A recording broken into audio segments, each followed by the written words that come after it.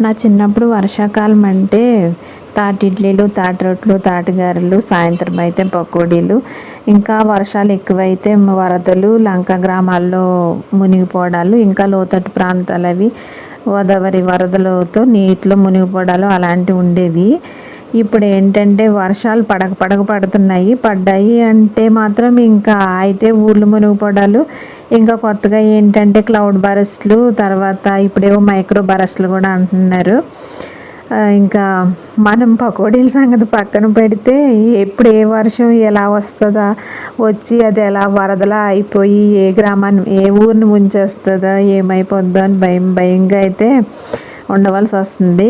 ఈరోజు మార్నింగ్ నుంచి వర్షం పడుతుంది అనమాట మాకు. అది కూడా ఎలాగంటే పడుతుంది, మళ్ళీ తగ్గిపోయినట్టు కొంచెం తగ్గుతుంది, మళ్ళీ సడన్గా హెవీగా అవుతుంది అనమాట.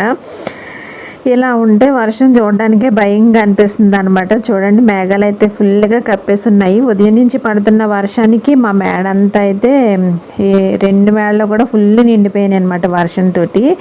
ఇలాగ మీ మేడ కూడా వర్షంతో నీరు నిలబడిపోతే మాత్రం చూసుకుంటూ ఉండండి. ఎందుకంటే ఇప్పుడు అందరూ మన ఫాల్ సీలింగ్లు కదా, నీరు ఇలా నిలబడిపోవడం వల్ల ఏంటంటే గోడల్లో నుంచి వాటర్ వెళ్ళిపోయి ఫాల్ సీలింగ్ నానిపోయి అది ఊడి నెత్తి మీద కానీ పడిపోతుంది. ఇలాంటివి కూడా చాలా జరుగుతున్నాయి కదండి. చూడండి, ఉదయం నుంచి పడిన వర్షానికి ఎంత వాటర్ ఉందో తెలుస్తుందో లేదో కానీ చాలా మేడ అయితే నిండిపోయిందండి, ఫుల్ వాటర్ అనమాట. సౌండ్ కూడా ఇది తీస్తే చూడండి ఎంత భయంకరంగా వస్తుందో.